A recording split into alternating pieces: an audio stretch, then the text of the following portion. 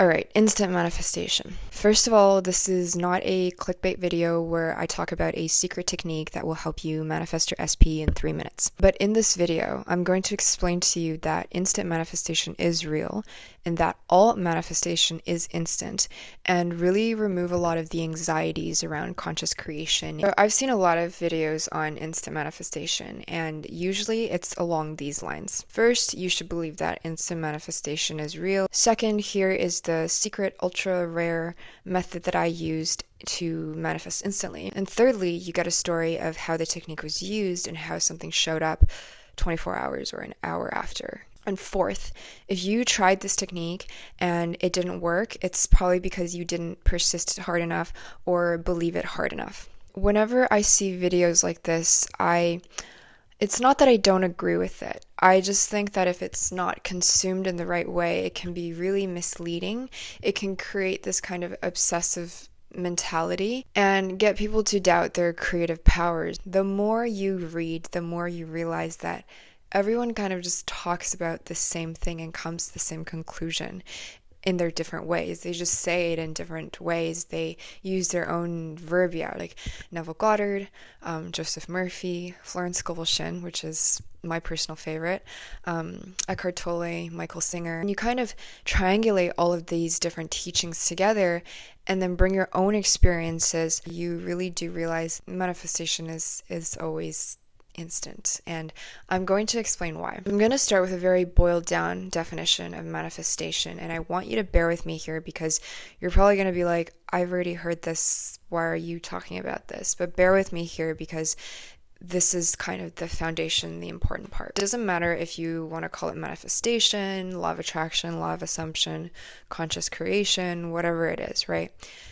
I think about it in two parts. First part, you're setting an intention of what you want. And the second part is you're allowing the universe to bring it to you in the way that makes most sense to the universe. When I say intention, it could literally mean anything.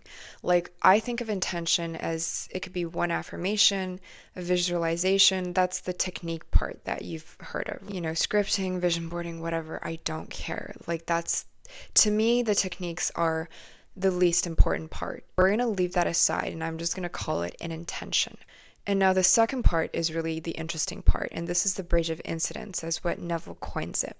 And this is really the part where a series of events needs to happen for you to get from A to B. And again, everyone talks about the same thing, but they use different terms. So Neville calls it the bridge of incidents. If you listen to Abraham Hicks, she uses a term called orchestration. Florence Shinn refers to it as unexpected channels. Joe Dispenza, synchronicities. Vadim, Zeland, external intention. So the more you read, the more you realize like everyone is just talking about the same thing. So I'm going to stop right here because this is the important part. If there's anything you get away from this video, it's this. The time it takes for your manifestation to appear in your physical reality may or may not be instant.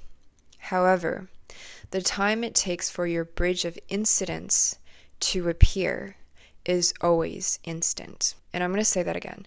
The time it takes for your manifestation to appear in your physical reality may or may not be instant, but the time it takes for the bridge of incidents to form is always instant. That's why manifestation is always instant, because as soon as you send out the intention, and again, intention could be anything, an affirmation, one single thought, a bridge of incidents already gets formed. Once that bridge of incidents is formed, your manifestation is pretty much inevitable. So it's instant because it's inevitable. You can't see the bridge, and it's really not your job to see this bridge. Your only job is to just take that step forward. Think about what happens when you're on a bridge, right? Like a real life bridge. When you're on a bridge, there is only one through way. It's forward. I mean, you can also walk back, yes, but there's no like 5 directions that you're going in. And that's what makes it inevitable, because the universe will always construct this bridge in the shortest, most direct way possible, and oftentimes in a way that you least expect. You couldn't have even imagined it at all. Someone or something will start to move behind the scenes for you to access what you want. I'm going to share a quote by Neville Goddard himself to kind of illustrate this point. So this is what Neville says. You may feel you do not have the wisdom to find the means to get it, but you do.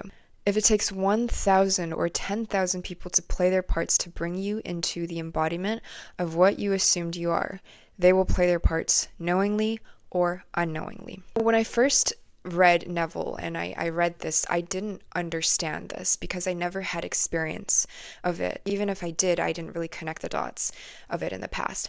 And when I started to experience this more and more in my own life, how the bridge of events gets formed and how things come to you when you are in that receiving state, everything started to make so much sense. And I want to give you a very personal example, kind of a trivial example, but it's a really great illustration of how manifestation is really instant and how the bridge of incidents operates. So about 2 weeks ago, I was just feeling really off in life, and I just had this idea, this thought that I wanted to find an energy healer. Mind you, I've never seen an energy healer. I don't really even know what an energy healer does. I just felt like my energy was off and I wanted to talk to someone who was not like a traditional therapist. I ended up kind of Googling like literally energy healer plus my city, and it came up on a lot of results, and I was like, well, this is one of those things where you don't really know through the internet if you'll resonate with this person or not, and it's just like really hard to be sure. And so I kind of gave up on that. And when I say give up, in the back of my mind I was like, you know what, I think when the time comes I'm going to find the right person, but it's not going to be me scrolling through Google to find this person. So I let that go, and I ended up going to a sound bath that weekend. And this is kind of where the bridge of events starts, because when I registered for the sound bath, the person hosting it said, oh, actually this session is full, it's filled, but I'm actually opening a session right after it. And so I was like, sure, why not? And so I go to the session, and it's literally just me and this one other person. You know, we do the whole sound bath thing, and we're walking out of this place, and me and the other person are kind of like making small talk. We're getting out of the elevator, and she says to me, hey, do you want to continue our conversation? Like grab a coffee or tea, something around the corner. And I'm someone who's extremely introverted. I didn't think our conversation was particularly interesting. We were just making small talk. Like I really just wanted to go home and put on a face mask and go to sleep, but something inside me was like, okay, yeah, you know what? Sure, why not? It's just a coffee. So then we start talking about, you know, the sound bath experience, our interest in spirituality, like her healing journey. She had just gotten out of a breakup with a guy. And then at one point she says this.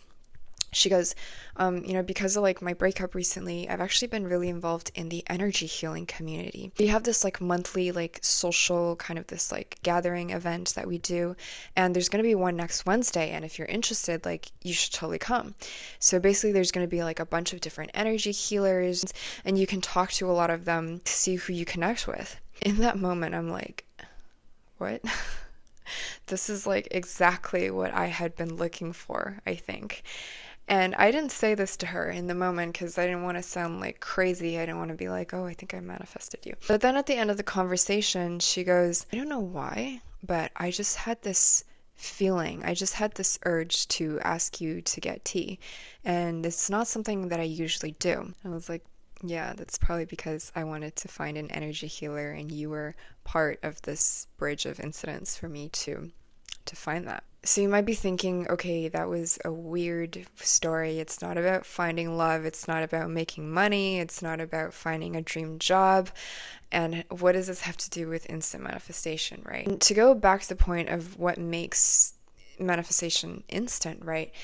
You know, as soon as I set out this intention that I want to find an energy healer, it can be anything. It can be love. It can be a job. That's when the bridge of incidents created itself in front of me, and it's not something I had to think about. Like I needed to take that inspired action to book the sound bath. The first session needed to have been booked out. I needed to end up in this second session with this one other person. She needed to get this random urge to ask me to get coffee with her, and then during our conversation she needed to somehow be able to bring up that she was part of this like energy healing community, and that, you know, I should go as well. This kind of stuff has happened so much in my life at this point in a very formulaic way that it's hard for me to just credit it to coincidences. You might be wondering, how do I know what step to take? How do I know I'm on the bridge?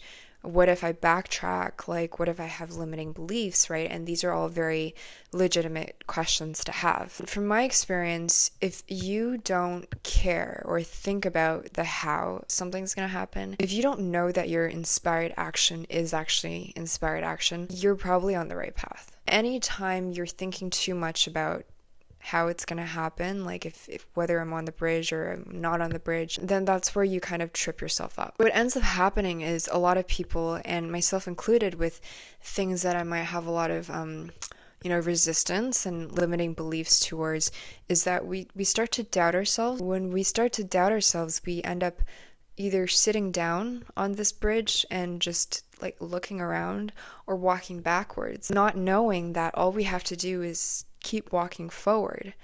And because, as I said before, there's no other way. There's no like 5 other directions that you can walk in. Keep walking forward doesn't have to mean like the next step you take, everything you do in your life is about getting this thing that you want, because a lot of times an inspired action is not visibly related to that thing you want. This is the best way to walk that bridge, to bring something into your reality instantly. It's really simple. It's really just to fully live in the present moment, to fully live in the now.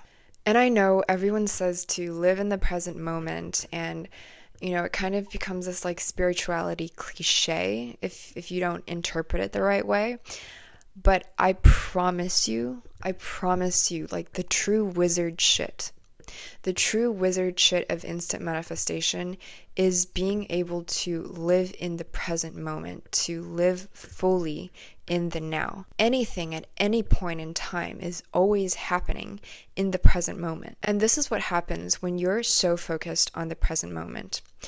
You're actually giving space for your subconscious mind, your higher mind, God, the universe, whatever you believe in, to do the work that your conscious mind doesn't have the ability to do. You're basically getting out of your own way and letting your higher mind construct that bridge and like let you walk across that bridge. So, I always backtrack and record and think about where was I mentally before something appeared in my life, like before I got the thing that I've always wanted. Because as you probably heard, it's all about your inner state, right? It's never about what's going on the outside. It's all about your inner state. And I kid you not, it is always, literally always, when I'm either in deep work, like when I'm in a flow state, when I'm occupied with something else, thinking about something else, doing something else, in a very focused and concentrated, fully in the present moment way. It's never when I'm like thinking about how I'm going to get this thing, right? Like, of course, I would still take the actions.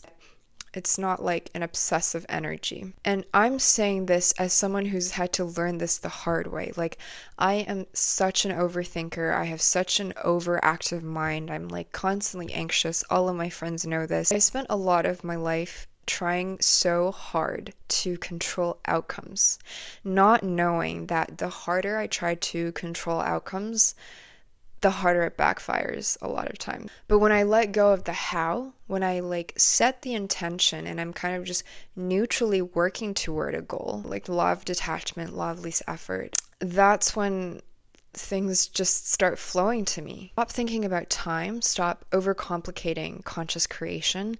It's never because you've not affirmed enough. It's not because you didn't visualize the right way. Like, manifestation is really always instant. And of course, if you have limiting beliefs or resistance, any kind of shadow work that you have to work through, then obviously, of course, do that as well. But what I'm trying to say is, if you've already done the work and you're still like in your head a lot of time, really just live in the present moment. Just let go and surrender, because a lot of times your conscious mind doesn't know the best way to get something. And it's kind of comforting to know that. It's kind of comforting to know that you don't have to be in charge of working it out. Being in the present moment is what will bring you instant manifestation. I think 2 years ago, if someone told me this, to live in the present moment, I would have been like, that's literally so boring. Like, I don't want to live in the present moment.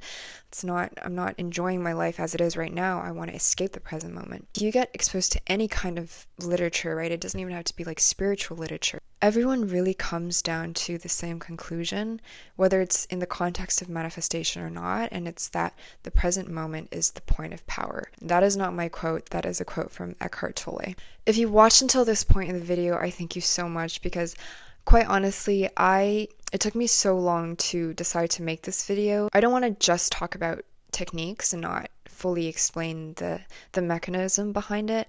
I really want you guys to understand that, you do create your reality, and understanding why, so that you can apply the techniques with that new perspective in mind and not just like blindly. If there's anything that you want me to talk about more or explain in more detail, or if you have any questions, feel free to leave that in the comments below. So thank you.